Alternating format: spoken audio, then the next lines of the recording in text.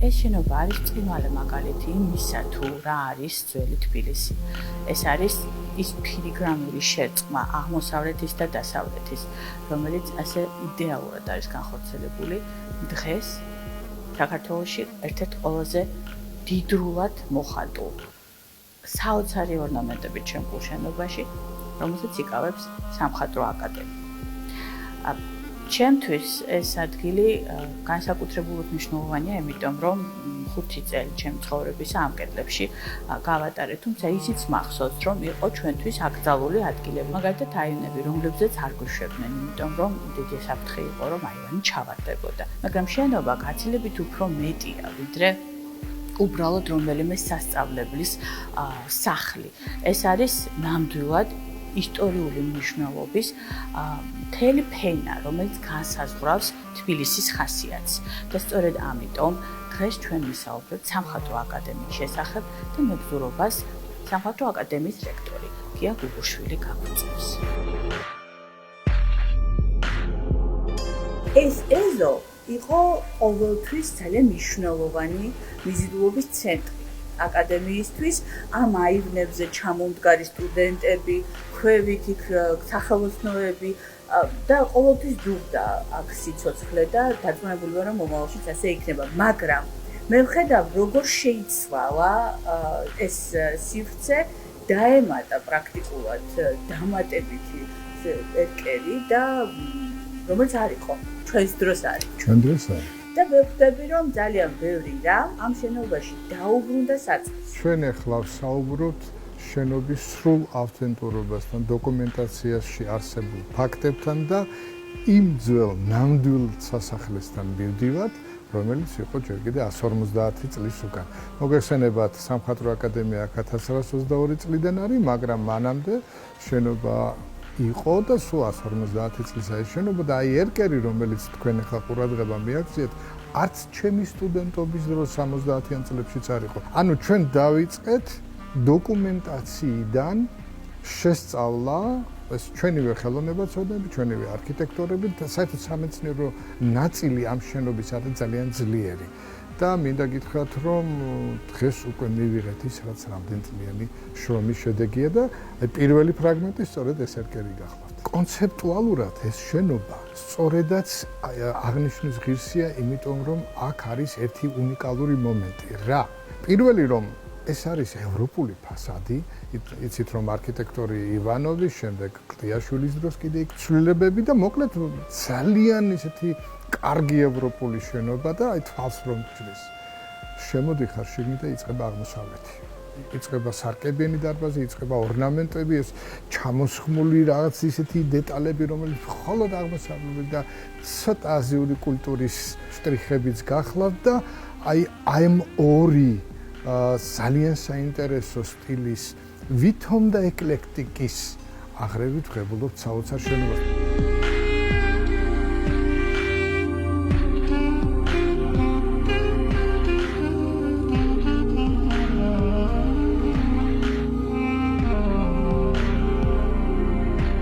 აი აქ ის აღმოსავლეთი, რომელზეც ჩვენ ვლაპარაკობდით, ჩანს ძალიან კარგად იკითხება აბსოლუტურად ყველაფერში.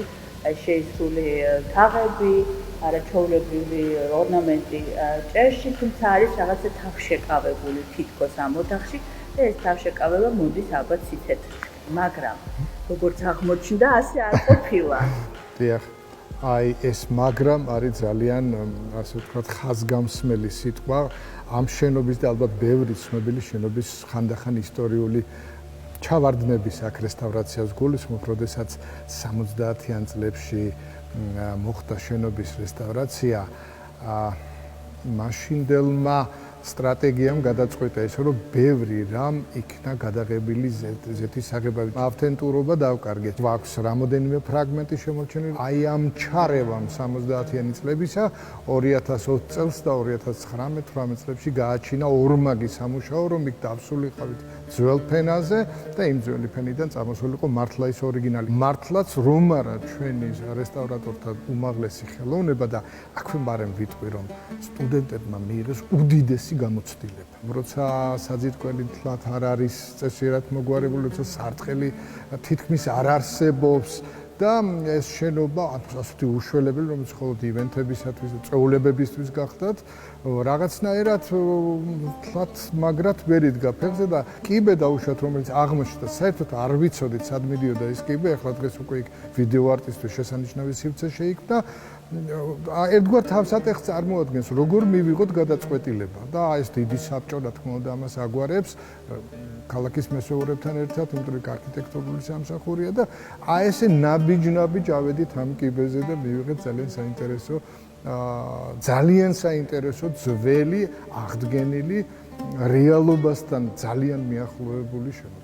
ეს შენობა თავისი არსებობით მოიტანს გაცილებით უფრო მეტ დივიდენდს, ვიდრე ის, რომ დაუშვათ სტუდენტები კარგ სივრცეში ისწავლონ. რა თქმა უნდა, თუნდაც ის, რომ ამ შენობას აქვს თავისი აღზრდის ერთგვარი მეთოდიც, როცა შენ კულტურის შენი გემოვნება იზრდება, შენ ციცვლები, შენ ხდები უფრო კულტურული და ეს სწორედ რამოდენიმე ის ხაზი გახლავთ, რასაც ალბათ განათლება ქვია. ჩვენ უკვე ვართ იმ დარბაზებში, სადაც ყაჯარების დინასტიის გავლენა და მათი კულტურის სიმძლავრე სრულად ჩანს და შთაბეჭდილებაც, რომელსაც ეს დარბაზები ახდენს, ნამდვილად განუმეორებელია. ყაჯარები. ეს არის ის ცნობილი დინასტია, რომელიც გვხვდა იმ პერიოდში და ვინაიდან დიდი ხნის განმავლობაში საქართველოს კულტურული სივრცე უფრო ირანისკენ იხრებოდა, როგორც გძანით, ვიდრე ევროპულისკენ, შემდეგ მე-17 საუკუნიდან უკვე ვიწყებთ, ხო? ბოლო პერიოდიდან აღმოსავლეთიდან ხედვას დასავლეთისაკენ და არშაკუნი პირველი ამ იდეის ავტორი, მე პატრონი ამ სასახლის ამშენებელი, იწვევს სახელგანთქმულ ოსტატებს ირანიდან. თვითონაც არშაკუნი გახლდათ ირანული წარმოშობის სომეხი. და ირანის ნანახი აქვს ეს საოცრება და აი აქ თბილისში იწყება მათი მეორე სიცოცხლე. ეხლა რასაც თქვენ აქ ხედავთ, სწორედ ამ ყაჯართა სკოლის დინასტიის წარმომადგენლები მუშაობენ. სოფლიო კულტურაში ეს ისეთი ცნობილი უკვე სახელია, რომ ტერმინადაც კი ჩამოყალიბდა და მოდით აღვნიშნოთ, რომ დიახ, აი შებრუნება ევროპისაკენ, დასავლეთისაკენ ფასადში და შიგნით ისევ დუხს ეს აღმოსავლური აი ესეთი მოქარგული კედლები, მოხატულობა, რომელიც ალბათ ლამპების შუქზე კიდე სხვანაირ ბრწყინვალებას იძენდა და რაღაცა მისტიკა ამაში არის. ეს არის უზადოდ შესრულებული ფილიგრანული ოსტატობით მიტანილი თვალისათვის ეს ტექნიკურადაც რთულად შესასრულებელი იყო, იმიტომ რომ სარკის ასე დამუშავება, რომ მას მხოლოდ დაჭრა კი არა და კედელზე მიკრო, არამედ ორნამენტად ქცევა და შემდეგ ხელოვნების ნიმუშად დაბადება ჰქონდეს, ურთულესია და ჩვენ ამაში დავწმუნდებით აი კადრებით ალბათ რომელსაც ნახავთ.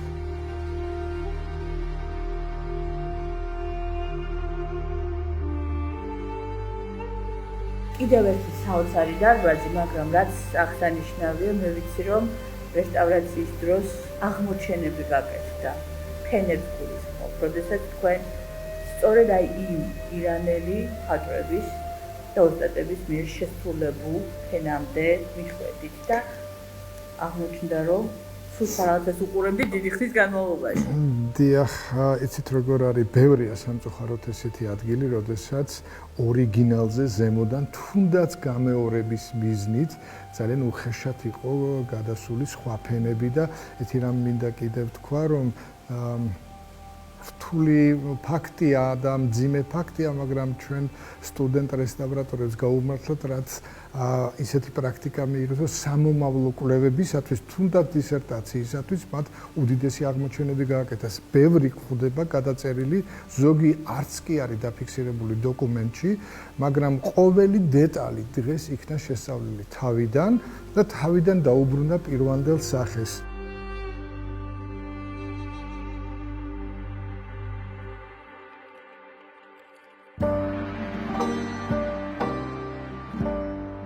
სარკეებიანი დარბაზი, სიტყვები ნამდვილად ზედმეტია, მაგრამ მხოლოდ ერთი რამ უნდა ვთქვა მაყურებლისთვის.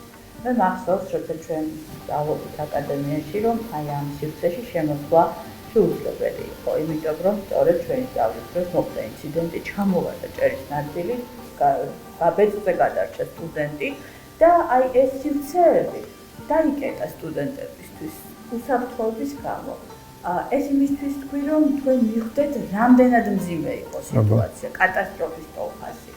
და დღეს, რასაც ჩვენ ვხედავთ, ამ ოთახში განსაკუთრებით უბრალოდ მართლა სიტყვებით ამ აღწერა შეუძლებელია. ეს არის წარმოუდგენელი, განუმეორებელი სილამაზე. და ეს მხარე საერთოდ ალბათ მაგალითია. ფუნქციონირებს. თავად. და მე გავაგრძელებდი ქალბატონო სალომე, რომ იმ დროს სტუდენტებისათვის დაკეტილი სარკებიანი დარბაზი დღეს უკვე მთელი მსოფლიოსათვის იქნება ღია და ნებისმიერ სულს შეუძლია მოვიდეს და ეს სიმშვენიერი ნახოს. ესეც არის ჩვენი საფინალო აკორდი. ძალიან დიდი მადლობა იმისთვის, რომ მოგვეცით საშუალება, რომ ესე კარგად დაგვეთვალიერებინა სამხატვრო აკადემია და მე მოგიწოდებთ, რომ როგორც იქნება შესაძლებლობა, მოხვიდეთ, ნახოთ და მიხვდეთ კიდევ ერთხელ, როგორ საოცარ ქალაქში ცხოვრობთ.